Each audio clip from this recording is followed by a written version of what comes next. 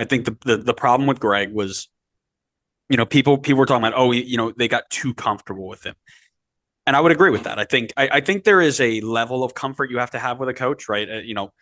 You can't just come in and expect this guy to be just somebody who just barks orders at you and you listen, right? To perform for somebody, you want to have a good relationship with them so that you want to, perform for them, not because you have to, right? That's how you get bad egos and bad locker rooms and all that good stuff. But there definitely can be an argument made where they were a little too comfortable with them, where one of two things. One, it felt like a lot of them, and this might not necessarily be on Gregg, but it felt like a lot of them didn't fear that their starting spot was in jeopardy.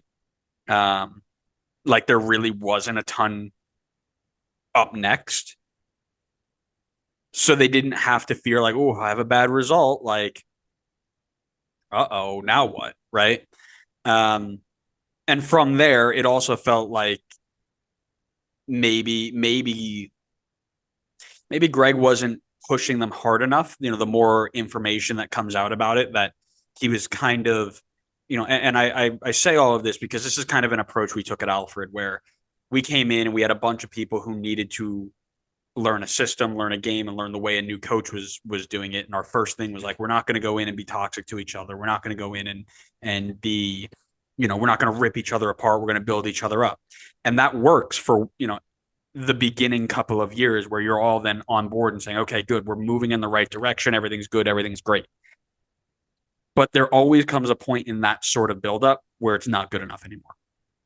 And that is something that I've seen, or that's something I can imagine happening here, where the that like camaraderie that they had in that locker room let them down. And it's at that point that the coach now needs to change his tone and say, you know what, listen, we've done this enough. Everybody's good friends. You now can understand that if somebody gets on you to do a little bit better, it's not that they don't like you or they're not, they're expecting more out of you because they know you can give more, right?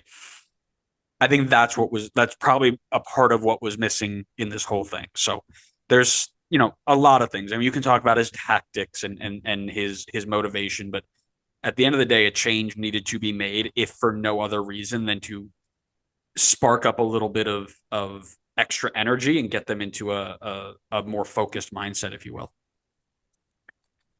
Is that your way of leading into who's the next one in charge? No, I mean, I was kind of gonna go to what's next.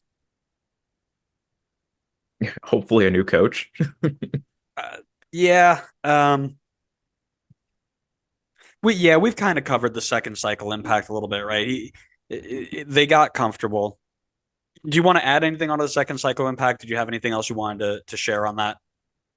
It was just clearly it was the wrong decision, like in every way, shape, and form. And I know all the focus is on. I shouldn't say that. I mean, I've seen plenty of people call out like the whole organization, but his second stint is an absolute like bright light on the failure of everybody at the Federation. Like that was 100% like the wrong decision. You wasted time, this whole search, and then you brought back the same manager, and he absolutely laid a goose egg in his second stint with the team. Like it couldn't have been a bigger swing and a miss from the Federation. And Gregg shouldn't be the only one that pays the price for that. I hope other people kind of get their same like comeuppance, is whatever that saying is, for their failures as well. It shouldn't just all be on Gregg.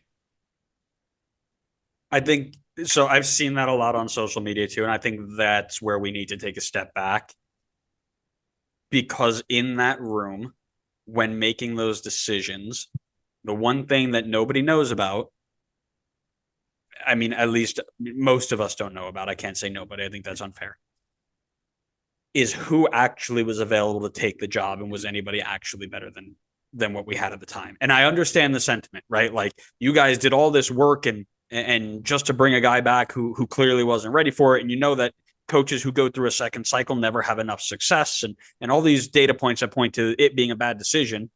If the only other option was bringing on Anthony Hudson, well, what are you going to do? Right now, again, I say that as somebody who has no idea who was interviewed or what they were doing or anything like that.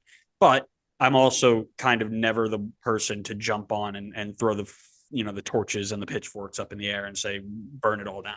Right. So if somebody comes in and says, oh, these people were all hired and turned down in favor of Gregg, then sure, yeah, I'm on board. But